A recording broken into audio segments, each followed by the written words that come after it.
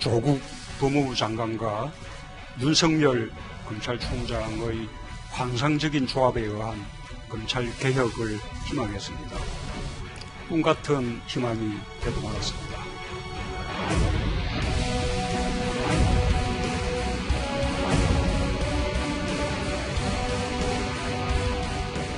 수사는 절차에 따라 진행되고 있습니다.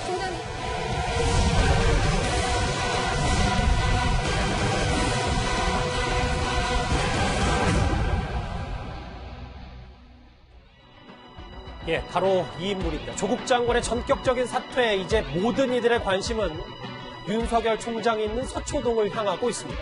알려진 바에 따르면 조 장관의 사퇴문을 읽은 윤석열 총장의 반응은 침묵이었습니다. 김태현 변호사님. 네. 뭐 내부에서 어떤 얘기, 묵묵부답, 사퇴문을 그냥 읽기로 했다는데 검찰 내부에서는 사퇴 카드를 예상보다 이른 시점에 꺼내든 이유를 잘 모르겠다는 반응입니다. 검찰 내부에 그럴 수밖에 없죠. 그냥 조국 장관 사퇴 문제를 예를 들어서 당정청에 교감했다 하더라도 가정이에요. 그렇다고 이걸 뭐 대검찰청에 알려줄 일은 만무하지 않습니까? 그러니까 아마 윤석열 총장 입장에서 오늘 아마 사퇴 직전에 아마 알았을 거고, 저기 보시면 참 재미있는 게 예상보다 이른 시점에 꺼내든 이유를 모르겠다는 반응. 정말 사퇴할 줄 몰랐는데요가 아니라 예상보다 이른 시점. 그러면 검찰 입장에서 보면 어느 순간 사퇴는 할 거라고 생각했던 것 같아요. 근데 그 시점은 아마 정경심 교수의 영장이 청구돼서 영장이 발부돼서 뭐 부인이 구속되는 상황이 오거나, 또는 조금 더 나아가면 조국 장관 본인이, 전 장관이죠, 이제는 수사 대상으로 피의자 소환을 받으면 뭐 그러면 사퇴하지 않을까라고 검찰은 봤겠죠. 그런데 역시 예상보다 이른 시점이라고 검찰은 그러니까 판단하고 있는 것 같습니다. 현재까지는. 김 변호사님. 그러니까 윤석열 총장이 사실 그렇다고 딱히 반응을 내놓을 말도 없죠. 뭐라고 그러겠어요, 지금 여기다가. 그렇지 않습니까? 공식적으로는, 그리고 조국 전 장관이 지금 피의자나, 예를 들면 조국 전 장관이 지금 뭐 왔다 갔다 조사받고 있으면 그런 장관에서 사퇴했다라고 하면 뭔가 이제 좀 멘트를 좀 내놓을 수도 있지만, 어찌됐건 간에 지금 현재 상황에서는 부인이 피의자지 조국 전 장관은 아직까지 뭐 피의자를 소환 조사 받은 것은 아니거든요. 그러니 지금 상황에서 뭐 윤석열 총장의 멘트를 내놓는 것, 어떤 언급을 하는 것 자체가 조금 어폐는 있는 거죠. 약간 하나 바로잡으면 저도 이제 전 장관이 직함인 줄 알았는데 청와대에서 조금 전에 밝히기를 임기는 오늘까지이기 때문에. 아, 오늘은 장관이요? 네, 네, 오늘까지는 알겠습니다. 조국 장관입니다. 알겠습니다. 네. 조국 장관 사퇴 후 윤석열 총장의 거취, 벌써부터 이 얘기까지 나오네요. 거취에도 관심이 쏠리는데, 왜냐하면요, 그 전부터 이 조국 장관 수사가 길게 진행될 때부터 여권 일각에서는 이른바 조국, 윤석열 동반 퇴진론을 공공연하게 제기해왔기 때문입니다. 윤석열 총장은 스스로 그치를 정해야 하는 불행한 상황을 맞게 될 수도 있고요. 이제 윤석열 검찰총장은 스스로 정치검찰을 내 정치검찰에 따르는 장이라고 내려와야 한다, 여러분 생각합니다. 일단 그 이후에 시간이 지났고 결국 조국 장관은 자리에서 물러났어요. 김종욱 교수님. 그래서 그런지 모르겠는데 오늘 벌써부터 윤석열 총장이 이제 임기 다 채우기 힘들지 않겠냐라는 얘기가 나오는데 동의하십니까?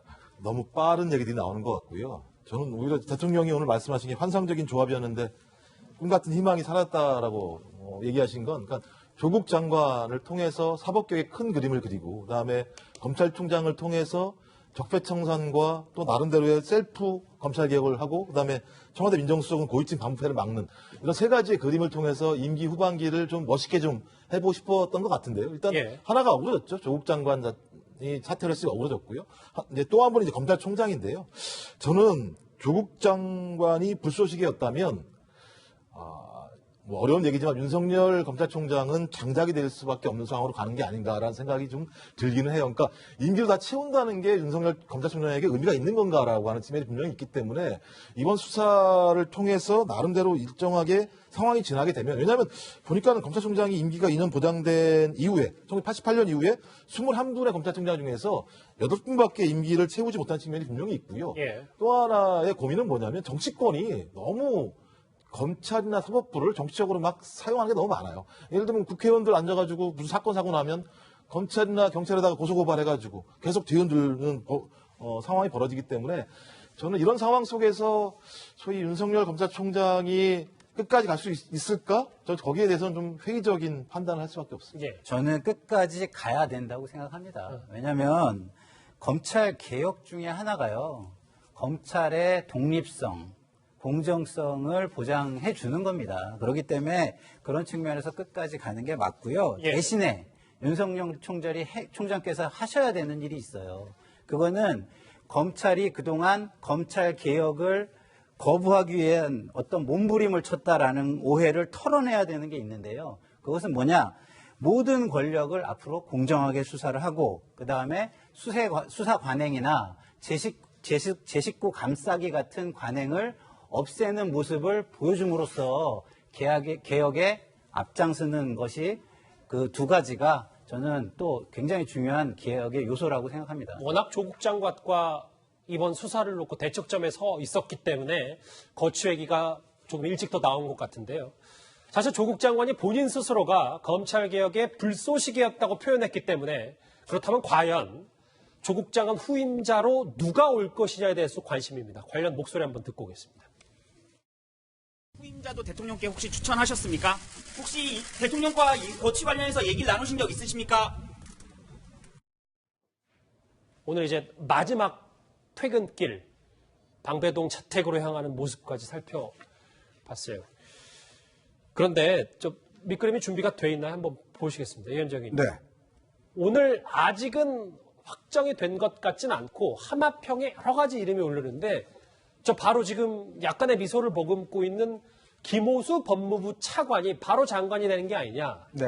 라는 일각의 해석도 있습니다. 김호수 차관 같은 경우는 사실은 검찰총장 후보로도 거론이 됐었고요. 그리고 지난번에 이제 조국 법무부 장관이 취임했을 때 검찰 쪽 간부들에게 윤석열 총장을 좀 제외한 수사팀을 만들어 달라라고도 이야기했었고 지난번 대통령 때 대통령 이제 그 업무보고에도 참석을 했었습니다. 저는 좀 유력한 후보라고 보여지는데 지금 윤 총장의 거취 문제를 이야기를 하고 있잖아요. 근데 저는 윤 총장이 오히려 그 임기를 채우는 것이 현 정권에게 정말 유리할 것이다라는 생각이 드는 게 예. 그리고 뭐냐면 항상 국민한테 이기려고 하는 정권은 오래가지 못합니다. 굉장히 불행한 역사가 있고 국민한테 지는 정권은 오래갑니다. 자, 그러면 윤석열 검찰총장이 만약에 있다고 한다면 국민들은 어떻겠습니까? 검찰에 대한 신뢰를 하겠죠. 그리고 누가 예를 들어서 여야건 간에 어떤 면에서 공평하다는 인상을 주지 않겠습니까? 그러면 검찰은 성공한 거예요. 그렇다고 한다면 만약에 윤 총장을 밀어내려고 하는 어떠한 시도가 있다면 오히려 윤 총장을 상당히 영웅으로 만들어주겠죠. 그런 저는 어떤 패착이라고 보여지고 예. 윤 총장이 있음으로 해서 실제로 검찰이 국민 앞에 상당히 제대로 다가갈 수 있다. 그런 판단을 하고 있습니다. 알겠습니다. 일단 윤석열 총장의 묵묵부답 일단 사퇴문을 보고 침묵했다라는 얘기, 거취 얘기까지 한번 차례로 살펴봤습니다.